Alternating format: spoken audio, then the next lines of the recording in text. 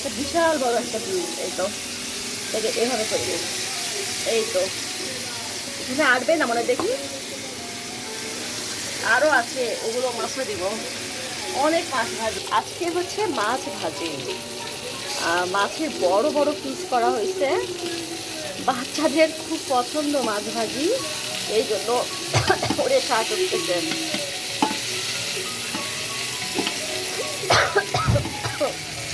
ওরে কি অবস্থা, এই তো কথা বললেই শাক উঠতেছে। আজকে রান্না করবো ইলিশ মাছ। দেখেন গাইস, মশলা কষে নিচ্ছি, চারিদিকে যে তেল উঠে গেছে, তাহলে বলবো যে মশলা কষানো হয়ে গেছে। এই যে গাইস ইলিশ মাছের, তো ইলিশ মাছ রান্না রেডি। 2 পিস নিয়ে খাওয়া হয়েও গেছে, আর এই কয়েক পিস যাবে আমার মার বাসাতে। এই তো বড় বড় পিস করা হয়েছে। এই তো এইখানে রাখি, এখানে রাখি। এই তো পিসগুলো এরকম করে যাবে। আর এই যে এখানে গিয়ে এই ঝোলটা এভাবে করে পেঁয়াজ ভুনা করা হচ্ছে। এগুলোর ভিতরে দেবো এই তো জলপাই, জলপাই এই যে এগুলো দিয়ে দেবো এখন।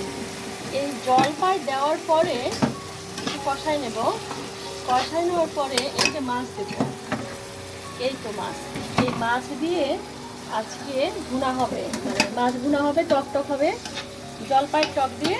আর তার সাথে ধনে পাতা, এই যে ধনিয়া পাতা দিয়েছি স্লাইস করে করে, এর ভিতরে কেটে দিয়েছি যাতে এর ভিতরে মশলাগুলো ঢোকে কষানোর সময়, এভাবে আমি দিয়েছি। আর এই যে মাছও দিয়ে নিয়েছি আর ভিতরে। এই তো মাছ, মাছগুলো দেখা যাচ্ছে না, মানে একদম ডুবে ডুবে রয়েছে।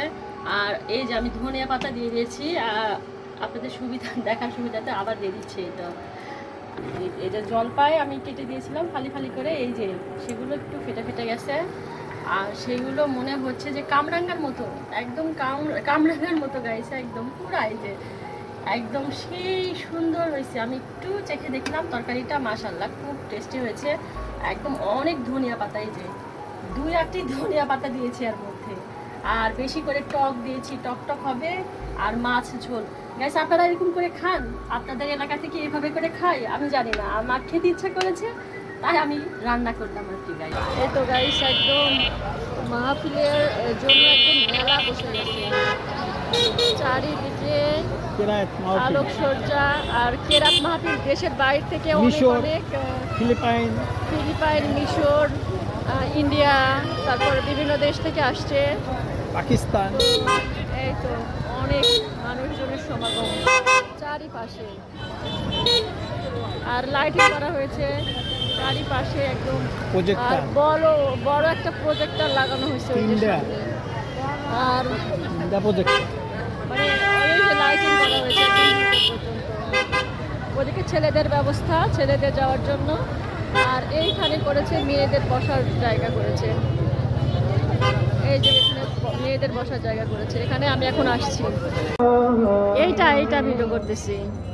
পাকিস্তানি, ফিলিপাইন, বাংলাদেশ, মিশর, ইরান, এই দেশগুলোতে থেকে এসেছে সব। তো বিশাল মানে এখানে হলো হচ্ছে, অনেক অনেক মহিলারা আসছে।